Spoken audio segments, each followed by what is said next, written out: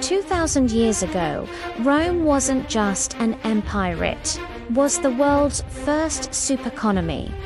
How did a city of farmers become the most powerful economic and technological force in history?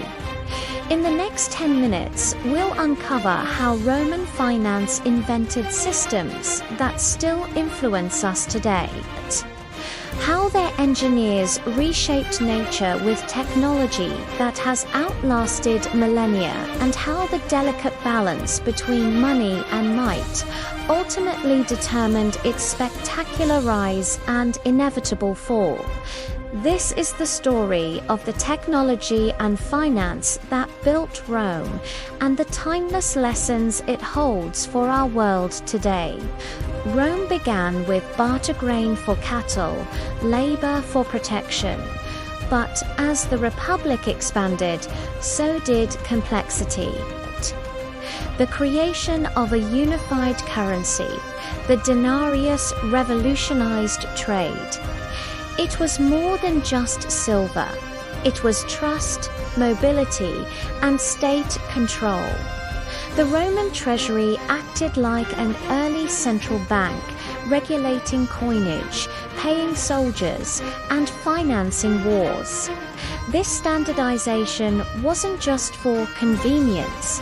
Money became a political weapon, a way to project power and unify a sprawling territory under a single economic identity. Every coin stamped with an emperor's face was a reminder of who was in charge. Rome's strength came from its taxes. Every road, aqueduct, and legion was funded by a vast, sophisticated system of revenue collection. The state didn't do all the dirty work itself. It outsourced the job to tax farmers the public anew acted as early private contractors. They bid for the right to collect taxes in a province, paid the state a lump sum up front, and then kept whatever extra they could squeeze out. The wealth of conquered lands, from Spanish silver to Egyptian grain, flowed to Rome, creating the ancient world's first fiscal superstructure. This system tied distant citizens to the capital, making them stakeholders in the empire's success, whether they liked it or not. But taxes were just one part of the equation. Rome's bankers, the Argentieri, built an early credit system that fueled commerce. Stationed in the bustling forum, they took deposits, made loans, and even transferred funds across provinces without a single coin changing hands. Merchants could finance long, risky voyages using letters of credit, the ancient ancestor of the modern check. This financial fluidity powered trade from the misty shores of Britain to the spice markets of India. However, it came with significant risk. Unregulated lending often led to financial bubbles and devastating crashes. Even 2 millennia ago, Rome was learning a hard lesson. Financial innovation without oversight can shake the very foundations of an empire. The skeleton of Rome's economy wasn't money, but technology. Every road, aqueduct, and bridge was a strategic investment and artery for trade, communication, and military control. The legendary Via Appia, built in 312 BC, was like an ancient interstate highway, connecting southern Italy to Rome and drastically reducing travel times and costs. Aqueducts were even more revolutionary. They channeled fresh water into crowded cities, enabling sanitation for millions and triggering a public health revolution centuries ahead of its time. For the Romans, infrastructure wasn't just a public utility. It was economic policy written in stone, a long-term investment in prosperity. Rome's mastery of materials fueled an urban revolution unlike any before it. Their invention of concrete, opus cementitium, allowed them to build bigger, stronger, and cheaper structures than ever imagined. This wonder material gave us the massive Colosseum and the breathtaking dome of the Pantheon. But it also enabled the construction of multi-story apartment buildings, public baths with complex heating systems, and sophisticated plumbing networks. Each innovation didn't just create a building. It generated jobs, stimulated trade, and created a ripple effect of economic activity across the entire empire. Rome wasn't just building monuments. It was engineering vibrant, self-sustaining economic ecosystems. The Roman military was both an instrument of conquest and a self-funding financial enterprise. Campaigns were expensive, but they often paid for themselves through plunder, land acquisition, and the creation of new taxation zones. Every victory didn't just expand Rome's borders, it expanded its economic base.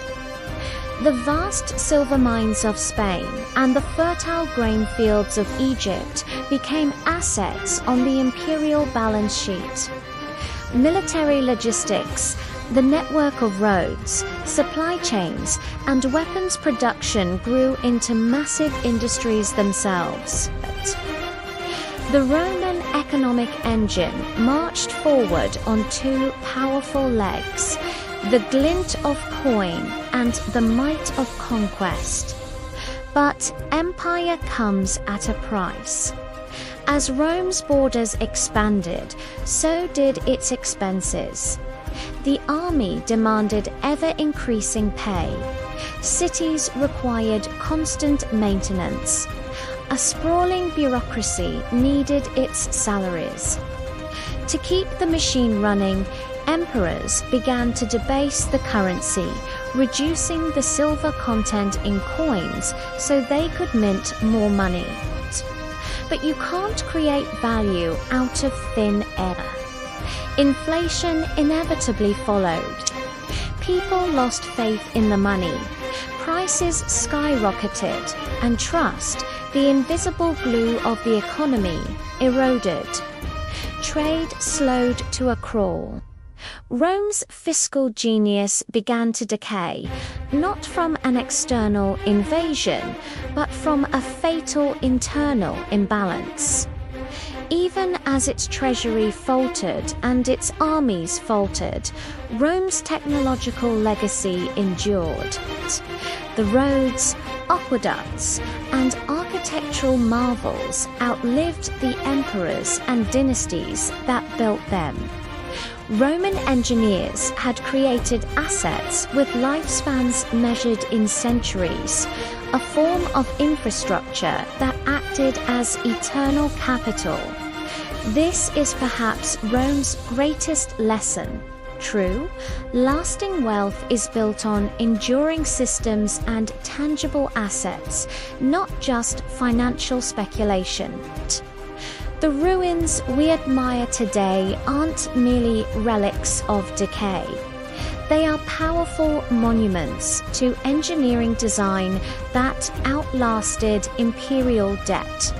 So what does this ancient empire teach us today?